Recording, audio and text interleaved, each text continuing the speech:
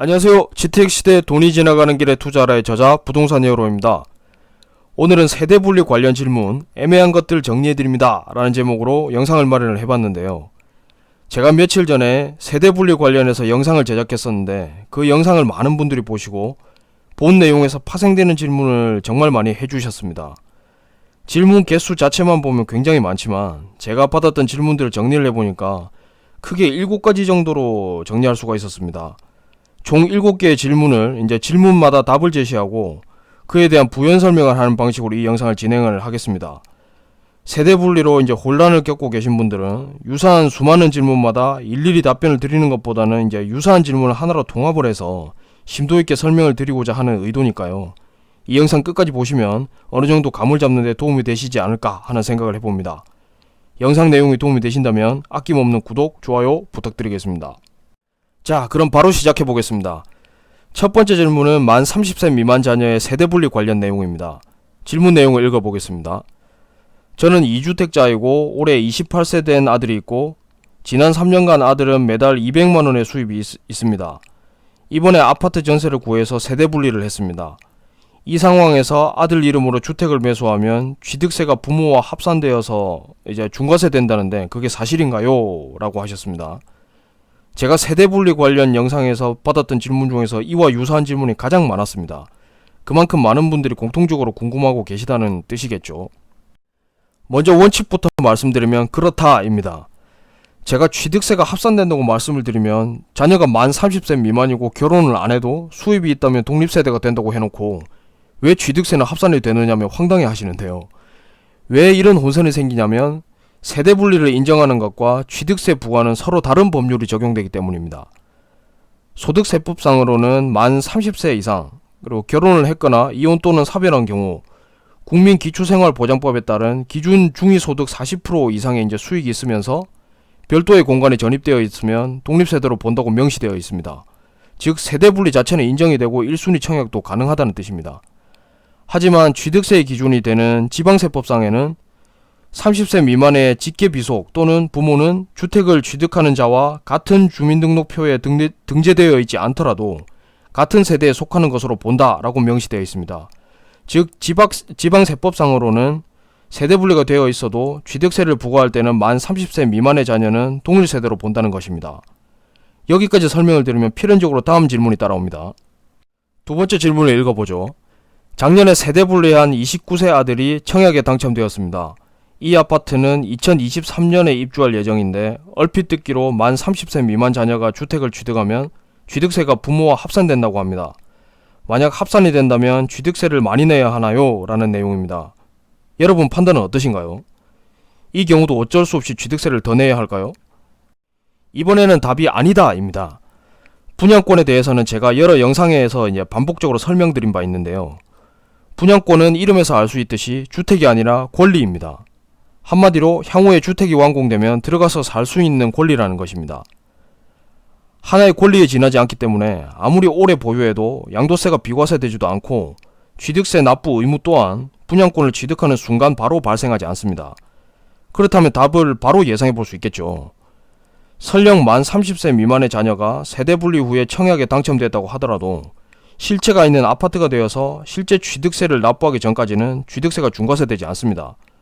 만약 청약할 당시에는 나이가 안 됐지만 그리고 이제 등기할 당시에 만 30세가 넘는다면 취득세 중과세는 걱정하지 않으셔도 된다는 뜻입니다. 한마디로 실제 취득이 성립하는 순간까지 취득세 중과세는 유예기간이 있는 것으로 생각하시면 되겠습니다. 세 번째 질문은 고령 부모 소유의 주택이 나에게 미치는 영향에 관한 질문입니다. 질문 내용을 보겠습니다. 만 60세 이상 어머니 명의의 주택에 아들이 거주 중이고 만 30세 이상 소득 수준도 이제 기준을 충족합니다. 아들을 세대주로 등록하면 1순위 청약은 물론 양도세까지 비과세 받을 수 있을까요? 입니다. 질문을 읽고 난 후에 드는 생각은 어떠신가요? 얼핏 보면 복잡해 보이지만 본질만 이해하면 답은 아주 쉽게 나오는 경우입니다. 원칙부터 말씀드리면 양도세는 정상적으로 부과된다 입니다. 아들이 독립세대가 될 수 있는 조건을 갖추었고 어차피 만 60세 이상이 된 부모의 주택은 아들의 무주택 기간에 영향을 주지 않기 때문에 아예 아들을 세대주로 등록해서 무주택 세대주 자격으로 청약을 하는 전략까지는 좋습니다. 하지만 여기서 간과하는 것이 있죠.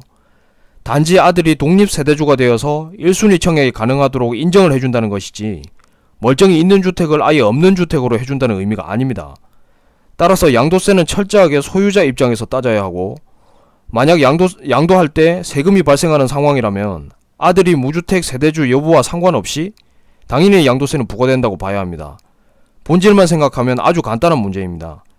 이와 유사한 질문 주신 분들은 반드시 이제 세금이 발생하는 경우니까 잘 챙기셔서 가산세까지 추징되는 경우가 없도록 하셨으면 좋겠습니다. 네 번째 질문 역시 정말 많은 분들이 중복 질문을 하셨던 내용입니다. 누구나 해당될 수 있는 내용이니까 지금부터라도 확실하게 정리를 해두셨으면 하는 마음에서 읽어보겠습니다. 현재 살고 있는 집에서 만 30세가 넘는 자녀를 독립세대로 분리하고자 합니다. 듣기로는 하나의 집에서도 부모와 자녀가 세대 분리가 가능하다는데 이게 사실인가요? 라고 했습니다. 주변에서 정말 많이 들어본 내용이죠. 제가 오늘 확실하게 정리해드리겠습니다. 일단 원칙은 불가능하다입니다. 원칙에 대해서는 제가 이전 영상에서도 설명을 드렸고, 상식적으로 세대 분리가 되려면 최소한 2개 이상의 독립된 공간이 필요한데, 하나의 집에 이제 2개 이상의 세대가 인정된다는 것 자체가 모순이라고 설명드린 바 있습니다. 여기까지는 사실인데 예외가 있습니다.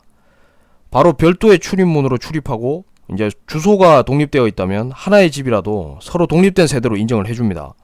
예를 들어보죠.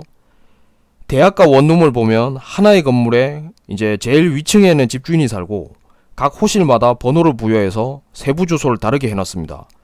물론 각 호실마다 출입문도 별도로 돼 있죠. 그리고 단독주택에 별도의 출입문을 설치하고 주소를 구분했다면 이 역시도 독립된 세대로 인정을 해준다는 것입니다.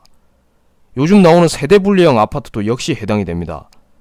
그러나 출입문을 공유하는 일반 아파트나 빌라는 하나의 공간에 이제 2 이상의 세대가 존재할 수 없기 때문에 역시 일반 아파트와 빌라는 해당되지 않는다고 생각하시면 되겠습니다. 5번째 질문은 상가로 전입신고를 하는 경우가 되겠습니다. 질문 내용을 읽어보겠습니다. 저는 주택을 하나 소유하고 있고 조그만 상가에서 장사를 하고 있습니다.